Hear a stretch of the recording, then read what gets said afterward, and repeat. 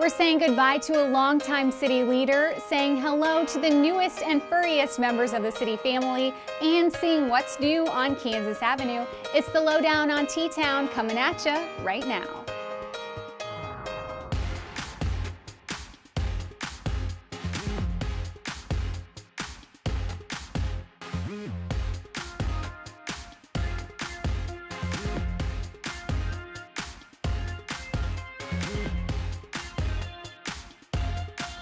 Welcome into Topeka On Point from our City 4 4th floor studio here in City Hall. I'm Susie Gilbert. We start with a tearjerker as community members say goodbye to longtime Topeka Police Chief Ron Miller. Friends, family, staff members, and community partners gathered at the Expo Center's Heritage Hall to pay tribute. Miller started with the city in September 2006, serving our community for nearly 8 years. He retired to take his next career step. President Barack Obama nominated him to be U.S. Marshal for the state of Kansas. City leaders spoke of their years working with the chief. The chief has established confidence and respect for the police department in this city. The officers, the command staff, we have a professional level that is so vitally important. We have less incidents, problems, issues within the department because we have had strong leadership. Ron Miller is known throughout the state, but he is known throughout this nation for the great things that he does in law enforcement. We hope that he can go on and carry the banner of law enforcement from this state to represent this nation. And with that, we wish you all the best and Godspeed. What we came here to do was effect as much change for the good as we could and build on what was already here. Effect as much change for the good as we could in the time that we had with the resources made available. As a community, I believe we did that. With Miller's exit, a new police chief is headed into town. We will introduce you to him next time on Topeka On Point. In other police department news, Security Benefit announced a major gift as part of their annual Protecting Our Protectors program. A $75,000 donation will go toward body-worn cameras to be worn by Topeka police officers. The cameras capture a wide-angle, full-color view of what the officer faces and have been shown to greatly benefit investigations. This follows last year's gift from Security Benefit when they purchased 19 bulletproof vests for graduating cadets to keep our community safe.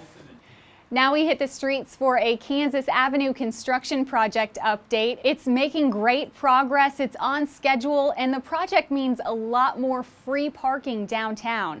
Project engineer Stan Myers fills us in. Well, much of the summer has focused on the underground utility work, and a lot of that has just been noisy and messy and things that people can't actually see. The water line, the new storm sewer, the new gas mains that have been going in.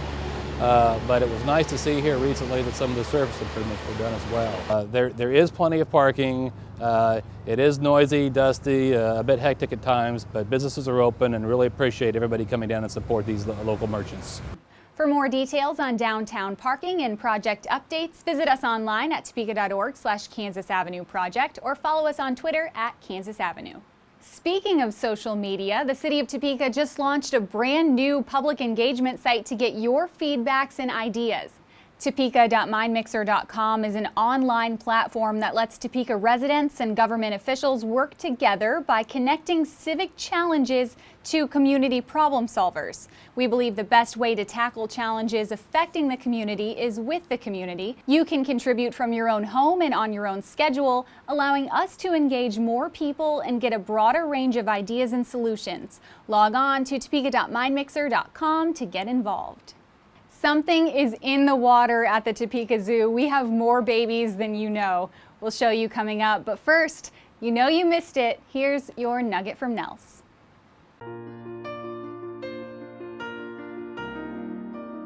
In Topeka, it is illegal to drive one's car through a parade.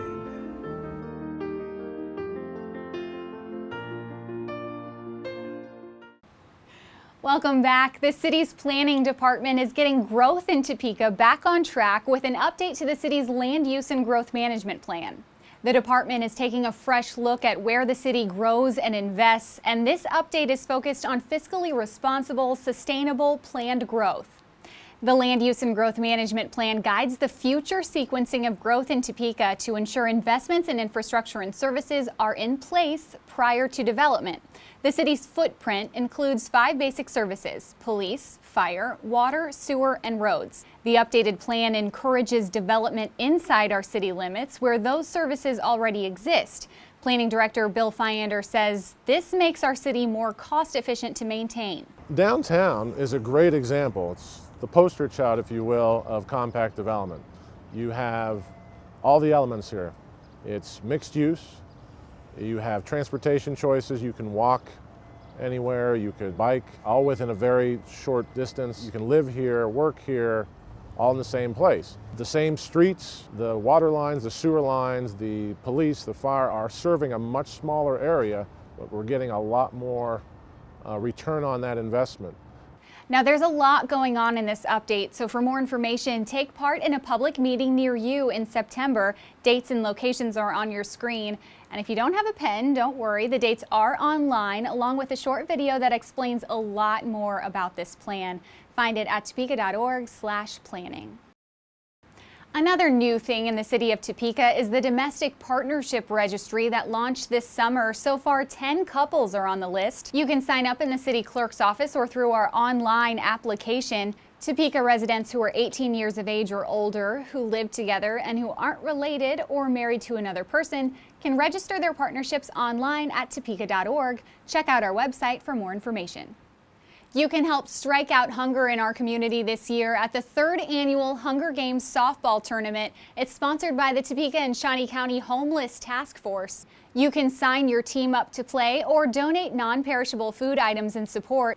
All the proceeds will benefit Harvesters, the community food network that helps provide food for hungry children, families, and seniors in our community. H&D manager Corey Wright sat down with WIBW's Ralph Hipp to promote the games. They talked about why events like these are so important. September is Hunger Awareness Month. The stats are amazing. Harvesters works in more than 25 of our area counties with essential food needs.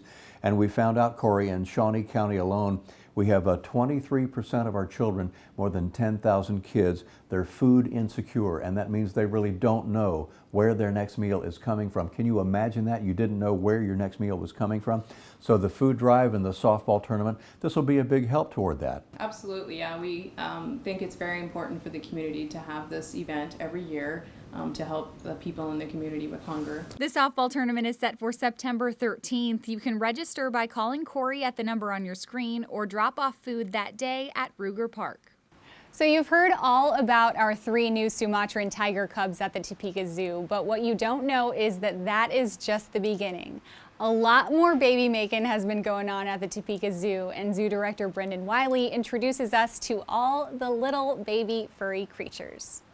Well, right now we are really fortunate here at the Topeka Zoo to have a number of baby animals. Currently, we have a baby orangutan who's actually almost 1.5 years old, but he's at that perfect age where he's out investigating, exploring, he's straying away from mom, where people get the opportunity to really see this guy develop. Indy the bear cub, who's one of this zoo's newest residents, is about 6 months old now.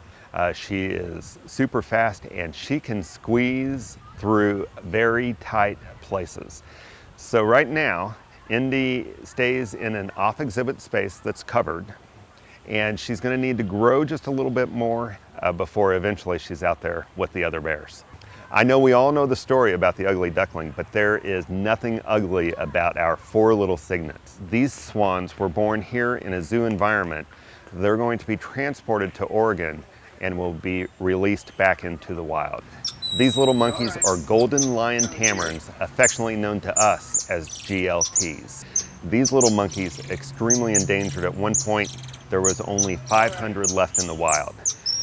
With an introduction of over 1,000 GLTs that were born in zoos back to the wild, now there are over 5,000 wild GLTs living in Brazil. And we have a young coyote as well. She was actually rescued in the wild, but when she is going through the rehabilitation process, she actually imprinted on people so she can be returned back to the wild. We give her all sorts of different toys to play with, including a beloved stuffed animal that you frequently see her with.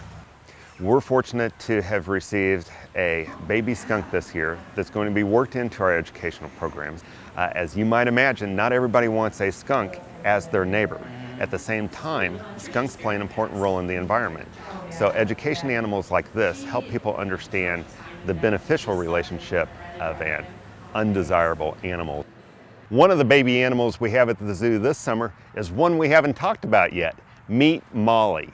Molly is an Angus Simmental cross that was born in May right here in Kansas. Going to spend the entire summer with us to give kids just one more thing to see and do down at our petting zoo. Not enough animals for one episode? Well, tune into our next show to meet our new fire dog. His name is Webster. He's super cute, and he's also saving lives. Don't miss it on our next Topeka On Point. For now, that's our time. Thanks for sharing yours.